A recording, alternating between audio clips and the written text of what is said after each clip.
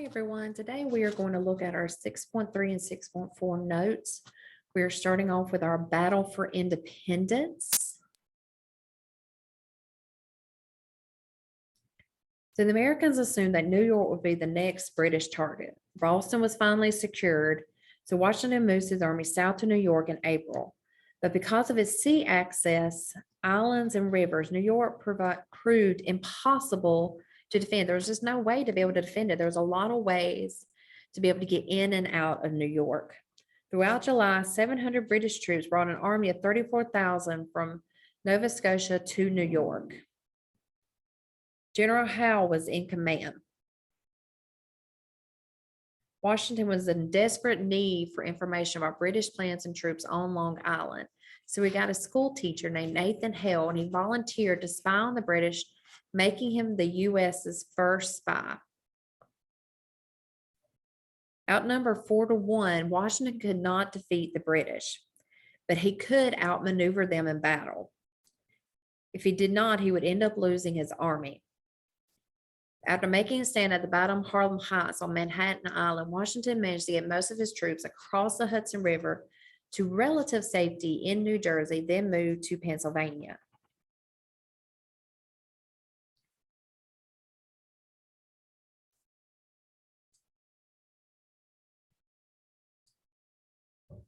Howe settled down in New York, for the winter.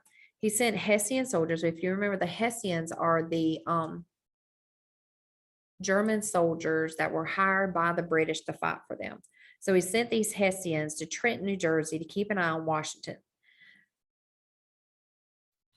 The Americans had been forced out of New York and had not won a major battle in 7 months, and their morale was pretty low. When you don't win, you kind of get a little discouraged.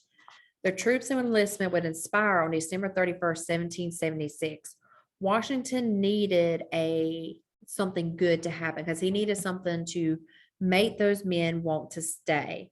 So if he lost all of his recruits, if nothing good happened, he would have to get more recruits, and he needed something to be able to attract those new recruits.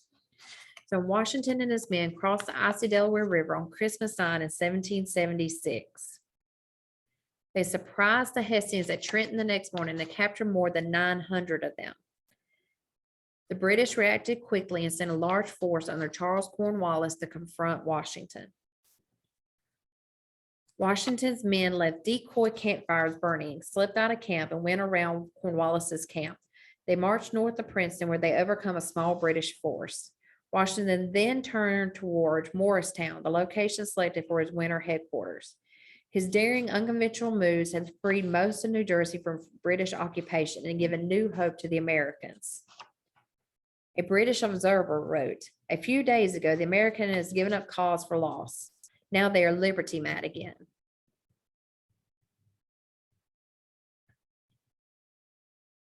In 1777, the British developed a strategy that they thought would quickly end the war.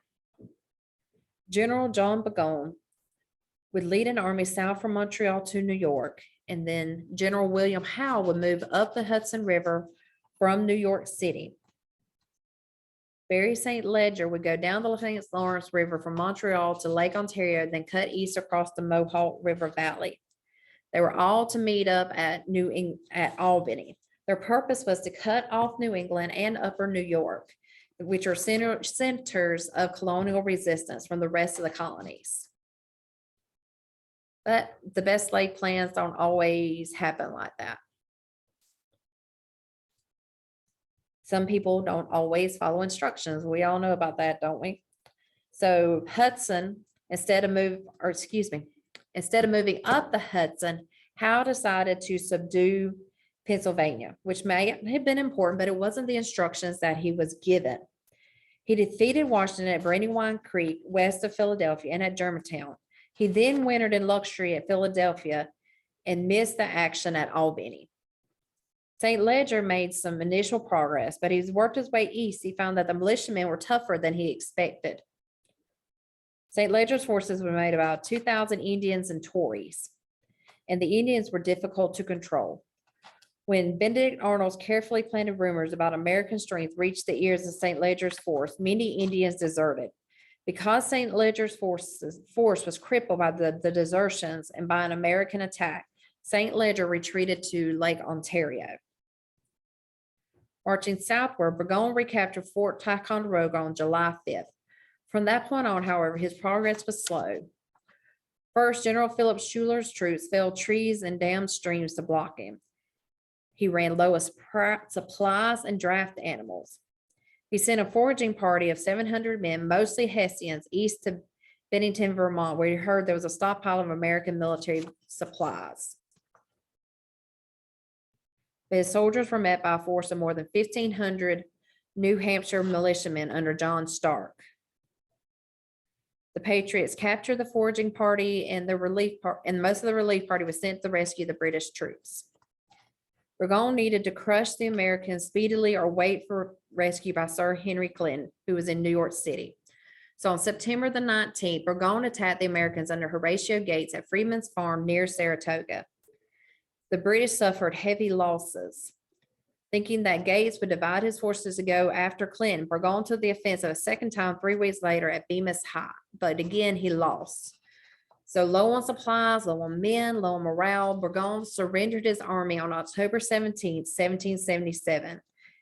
With this victory, Battle of Saratoga took out one British army and forced the Britain to give up any hope of taking the northern colonies.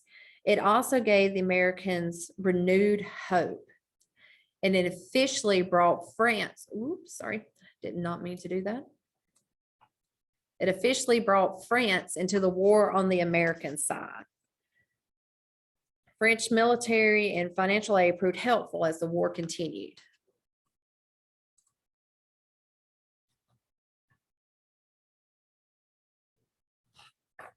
Looking at some setbacks, because with every step forward, we always seem to have setbacks.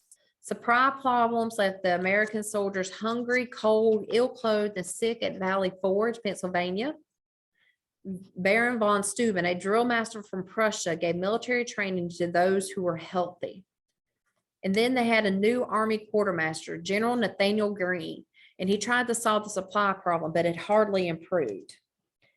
Congress had no power to tax and little money for supplies. Supplies sent by the states rarely reached the men because of poor transportation or theft. An unstable paper money system also aided to the crisis.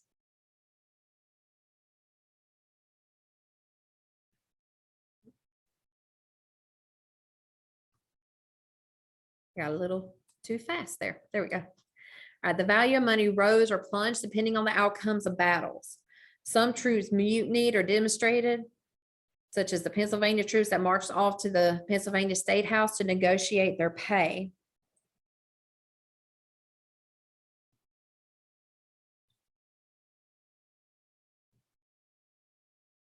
In 1778, settlers in the Wyoming Valley of Pennsylvania and the Cherry Valley of New York were massacred. In response, American General John Sullivan drove the Tories back to their base at Fort Niagara, but he never gained the fort itself. The British also raided settlements in the Ohio Valley. Colonel Henry Hamilton, nicknamed Hairbuyer because he paid bounty for American scalps, was responsible. George Rogers Clark organized a force of 175 men to go into the Ohio Valley to drive Hamilton out. Braving dark forests, swamps, and icy rivers, as well as the threat of Indians and Tories, Clark captured 2 frontier outposts in Illinois and in Indiana. These captures later allowed the U.S. to claim lands bordering the Mississippi River. In the war at sea, throughout the war, America was involved in fighting at sea. They didn't have an army at the beginning of the war, but they didn't have a navy at the beginning of war. Their earliest navy consisted mostly of privateers, which were merchant vessel ships outfitted to fight. The most famous American naval officer was John Paul Jones. He gained his greatest fame by defeating the British ship Serapis in the North Sea. He used a French ship rechristened the Bohème Richard after Benjamin Franklin's Poor Richard's Almanac.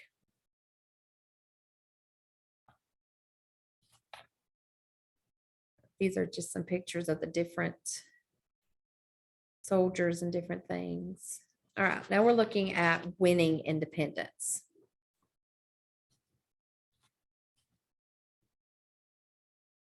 So Horatio Gates was soon replaced by General Nathaniel Greene. This is on the American side. In September 1780, British Major Patrick Ferguson sent a decree to the frontiersmen of the Carolina foothills. It said that if men would not lay down their weapons, he would lay waste the countryside with fire and sword. And this made the people, even those who were on the fence, who weren't sure about which side to be on, it made them furious. So the Patriots crossed the mountains in search of Ferguson and his Tory forces. And they found them at Kings Mountain, South Carolina.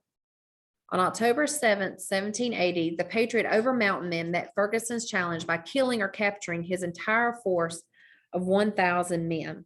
Ferguson himself was killed and buried on the battlefield.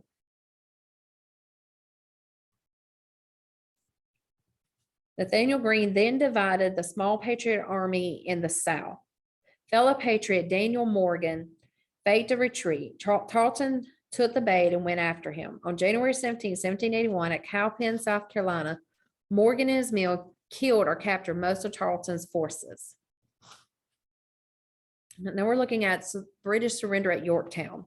As Cornwallis moved across the Carolinas chasing Greene, his supply lines lengthened, meaning he got further and further away from the base of where all of his supply lines are at. It would take longer time to get supplies to him, which was part of their point, the Americans' point. Guerrilla fighters such as Francis Marion, nicknamed the Swamp Fox, Thomas Sumter, and Andrew Pickens attacked the lines and harassed British troops at every turn. Frustrated, Cornwallis pulled out of the Carolina Midlands and the Piedmont and headed for coastal Virginia. There, he reasoned, the British Navy could keep him supplied and he could devise a new strategy. He believed that he could subdue Virginia, the source of Patriot supplies. Then his troops could menace the South once more. The only threat to Cornwallis seemed to be a 24-year-old French volunteer, the Marquis de Lafayette. Washington had sent him to Virginia with troops.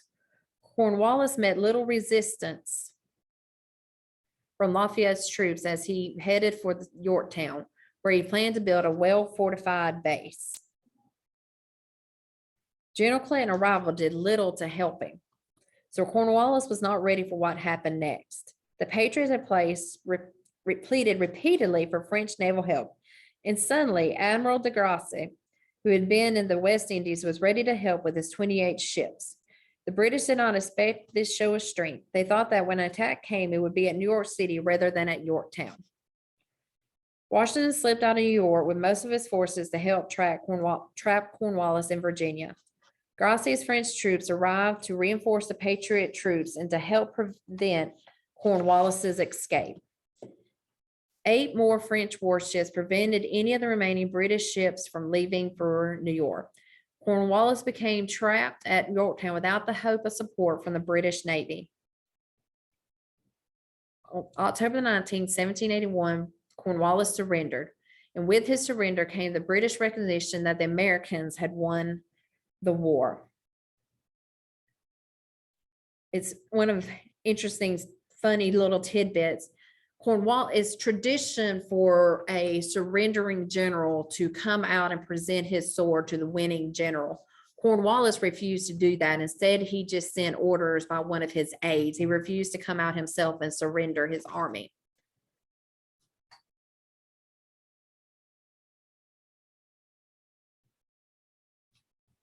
All right, so looking at treaty negotiations, you have to have a treaty to end a war. So because France had been America's major ally, the peace talks were held in Paris, which is why the treaty that came out of it was called the Treaty of Paris. Treaties are often named for the city where they're made at. Benjamin Franklin, John Jay, and John Adams were chosen as the American negotiators. The Treaty of Paris was signed on September 3rd, 1783, and ended the 8-year war with Britain. It formally granted the American colonies their independence and gave the new nation all lands east of the Mississippi River.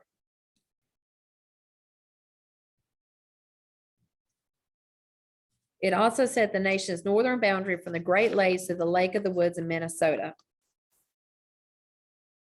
So some of the results of the war.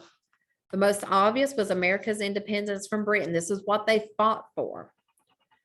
America's population continued to grow rapidly. You had the natural increase of births and things like that, but then you also had the increase of people still coming in, immigrating into America. The war brought changes to traditional ways of life. Americans began to view slavery differently. They had just fought for independence and to be free, but yet they were still keeping other human beings in bondage. So they began to see that differently. It changed American religion as well. Independence from Britain ensured freedom from the Anglican Church. So you had other groups begin to pop up and begin to grow, such as the Baptists and the Methodists. With these changes in religion came an greater emphasis on education and the reform. Americans believed that children who were given a moral education would prevent any further rise of tyranny. In addition, reform movements were started to change society. But as an independent nation, the United States still faced huge problems. Independence brought change and many new challenges. All right, so that's the last of our notes for this section. So tomorrow you will review for your chapter 6 test, and your chapter 6 test be on Wednesday. If y'all have any questions, just feel free to reach out to me and I'll get back to you the best I can. Thanks, guys, and have a good rest of your day.